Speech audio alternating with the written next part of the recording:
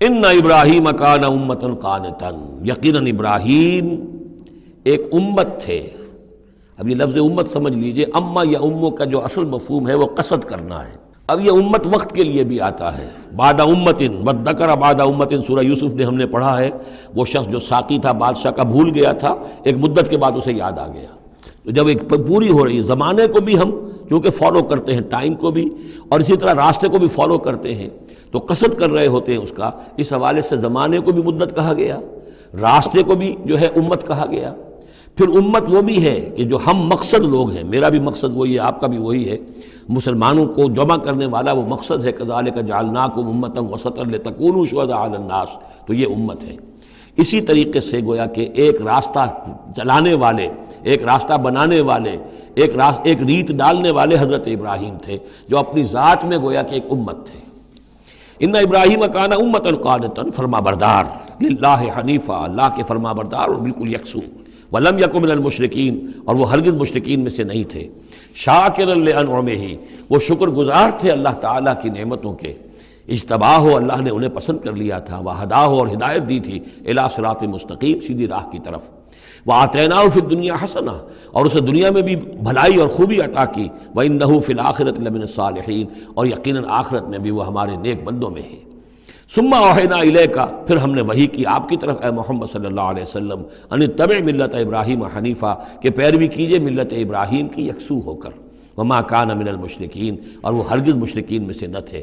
انما جعل السبت علی الذین اختلفوا فیہ، یقیناً یہ ہفتے کا دن ان لوگوں کے لیے معین کیا گیا جنہوں نے اس میں اختلاف ڈالا۔ اصل میں بنی اسرائیل کے لیے بھی دن جو تھا مقرر وہ جمعہ ہی کا دن تھا، لیکن انہوں نے اپنی شرارت کی وجہ سے ناقدری کی، جمعے کو چھوڑا اور ہفتے کا دن اختیار کیا، تو اللہ نے پھر وہی ان کے لیے مقرر کر دیا۔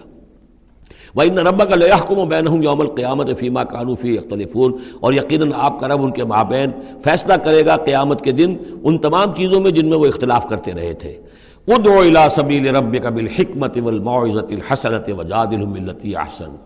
بلاؤ اور دعوت دو اپنے رب کے راستے کی طرف، جیسے کہ سورہ یوسف میں تھا، قُلْ هَٰذِهِ سَبِيلِي أَدْعُو إِلَى اللَّهِ عَلَىٰ بَصِيرَةٍ أَنَا وَمَنِ اتَّبَعَنِي، اے نبی کہہ دیجئے یہ میرا راستہ ہے، میں اللہ کی طرف بلا رہا ہوں، علی وجہ البصیرت، نہ صرف میں بلکہ میرے متبعین بھی۔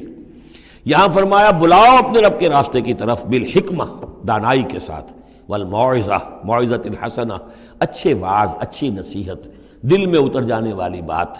وجادلہم باللتی احسن، اور اگر کہیں بحث کرنی پڑے، بحث و نزاع ہو تو وہ بھی بہت خوبصورتی کے ساتھ۔ ان ربک هو اعلم بمن ضل عن سبیلہ، یقیناً آپ کا رب خوب واقف ہے ان سے کہ جو اس کے راہ سے بھٹک گئے ہیں، وہو اعلم بالمہتدین، اور وہ خوب جانتا ہے ان کو بھی کہ جو ہدایت کی راہ پر ہیں۔ وَإِنْ عَاقَبْتُمْ، اور اے مسلمانوں اگر تمہیں بدلہ لینا ہو، فَعَاقِبُوا بِمِثْلِ مَا عُوقِبْتُمْ بِهِ، تو بس اتنا ہی ویسا ہی کام کیا کرو جیسا کہ تمہارے اوپر زیادتی کی گئی، جیسا بھی، اس سے آگے بڑھ کر نہیں۔ وَلَئِنْ صَبَرْتُمْ، اور اگر تم صبر کر لو، لَهُوَ خَيْرٌ لِّلصَّابِرِينَ، تو یہ تمہارے، یہ صبر کرنے والوں کے حق میں بہتر ہے۔ وَاصْبِرْ، اور آخری حکم ہے حضور کو اور حضور کی وساطت سے تمام مسلمانوں کو، وَاصْبِرْ وَمَا صَبْرُكَ إِلَّا بِاللَّهِ، صبر کیجئے اور آپ کا صبر جو ہے اللہ کے سہارے پر ہے۔ جتنا اللہ پر اعتماد ہے، توکل ہے، اس کے وعدوں پر جتنا یقین ہے، اتنا ہی صبر کر سکے گا انسان۔ وَاصْبِرْ وَمَا صَبْرُكَ إِلَّا بِاللَّهِ وَلَا تَحْزَنْ عَلَيْهِمْ،